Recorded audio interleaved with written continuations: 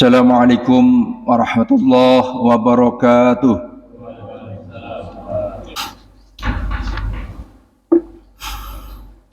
Alhamdulillahilladzi arsala rasulahu bil huda wa dinil haqq liyudhhirahu 'ala ad-dini kullih wa kafaa billahi shahida.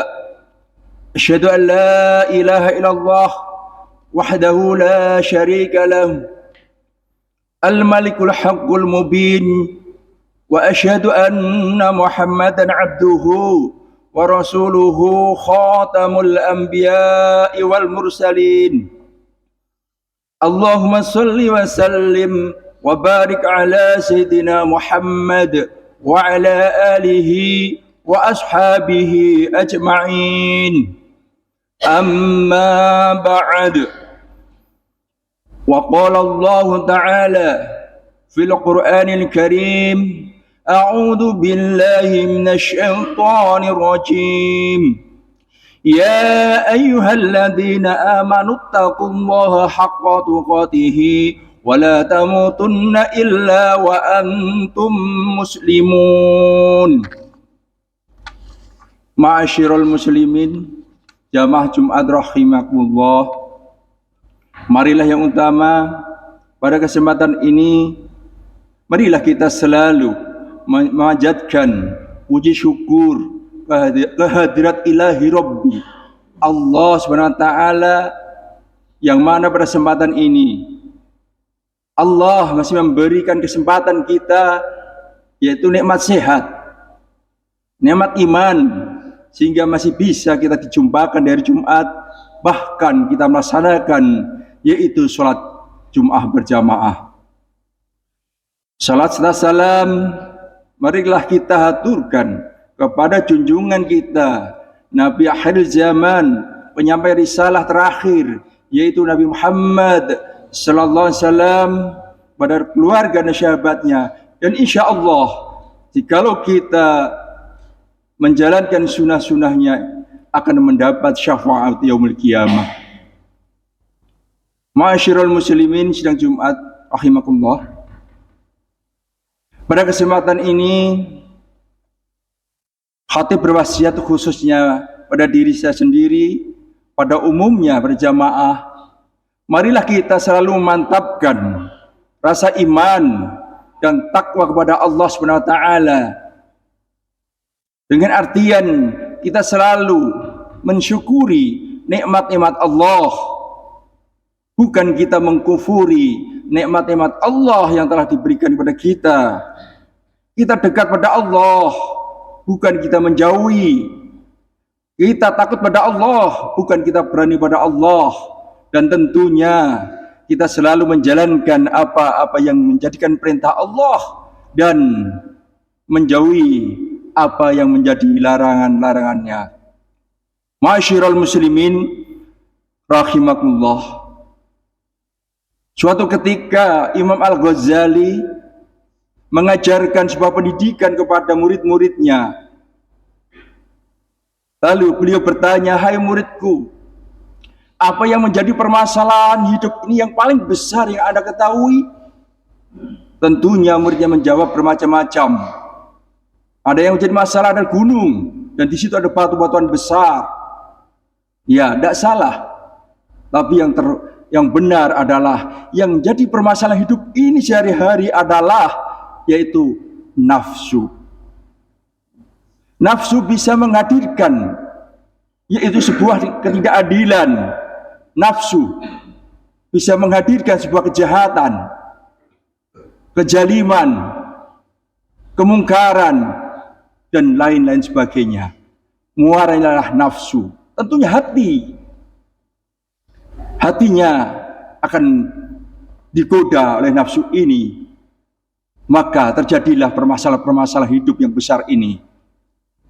Ma'asyiral muslimin rahimakumullah, kalau kita mengamati, kita mendengarkan di media cetak maupun elektronik sehari-hari kita ini, banyak kriminal yang merajalela di tengah-tengah kita ini. Kejadian Baik itu kejahatan konvensional maupun kejahatan transnasional, banyak sekali. Konvensional contohnya dimulai dari pencurian, penipuan pun merajalela, penganiayaan, penggelapan, pemerkosaan, perzinaan, pembunuhan, bahkan mutilasi dan korupsi. Bahkan kejahatan transnasional, yaitu diantaranya adalah kejahatan, yaitu penyalahgunaan narkoba yang skalanya adalah internasional. Ini yang sering kita lihat. Itu semua adalah datangnya adalah nafsu. Ini mempengaruhi kita sehingga jikalau kita terjerumus nafsu ini bisa mengantarkan yaitu ke arah jurang neraka yang isinya yaitu manusia, jin dan manusia. Masyiral muslimin rahimakumullah. Macam-macam nafsu yang tersirat dalam Al-Quran diantaranya adalah nafsu amarah. Nafsu amarah ini yaitu nafsu yang menjauhkan diri kita dari agama, yang mendorong kita ke arah jurang kejahatan, kriminal, kehinaan, kemungkaran, kejoliman, dan lain-lain sebagainya. Allah berfirman dalam surat Yusuf ayat 53, A'udzu billahi minasyaitonir rajim. Wa ma ubarri'u nafsi innan nafsa la'ammaratun bis-su'i illa ma rahima rabbi. Inna rabbi ghafurur rahim. Dan aku tidak menyatakan diriku bebas dari kesalahan, karena sesungguhnya nafsu itu selain mendorong kepada kejahatan, kecuali nafsu yang diberi rahmat oleh Allah, diberi rahmat oleh Tuhanku. Sesungguhnya Tuhanku Maha Pengampun, Maha Penyayang. Masyiral muslimin rahimakumullah.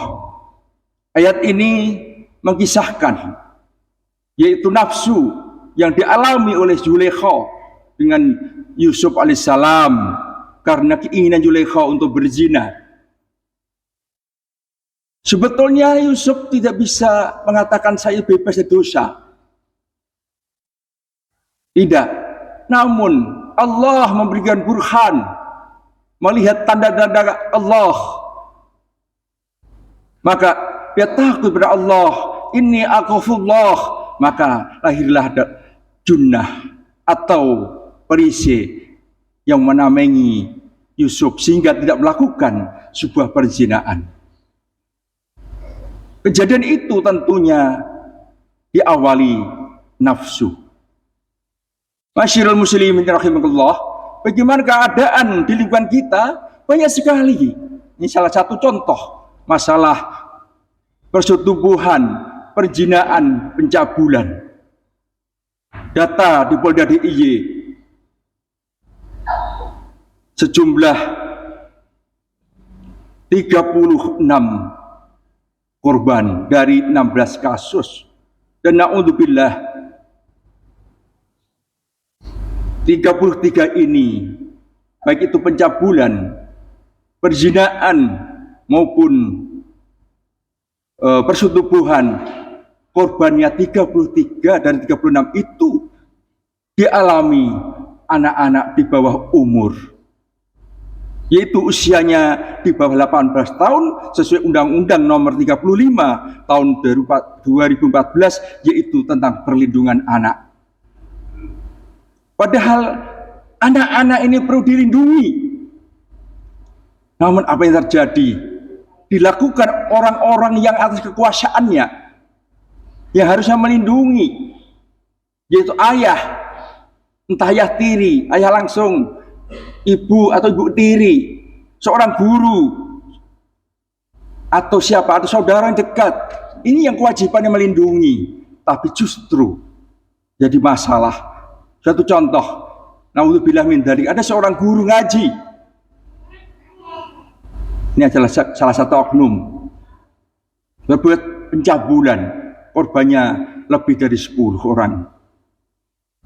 Orang ustadz, guru ada juga yang harusnya melindungi, mengayomi, membimbing anak-anak ini, namun justru nafsunya yang muncul.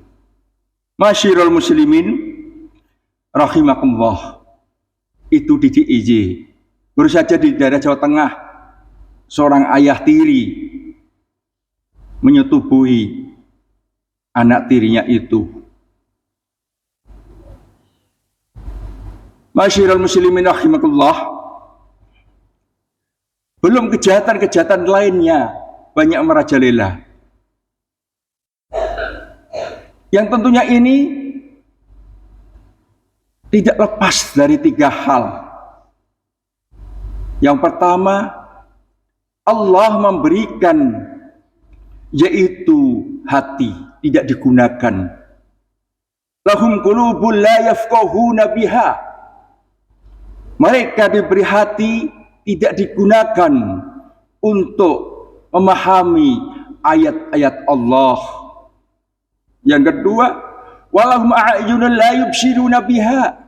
Mereka diberi mata, tidak digunakan untuk melihat tanda-tanda kekuasaan Allah. Dan yang ketiga, walahum adanun la yasma'una biha. Mereka diberi telinga, tidak digunakan untuk mendengarkan ayat-ayat Allah. Sehingga yang terjadi adalah yang utamakan nafsu. Ini bisa terjadi pada siapapun.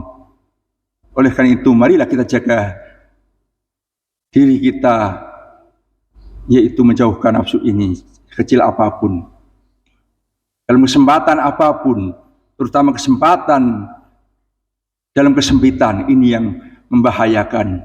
Masyarul muslimin rahimakumullah.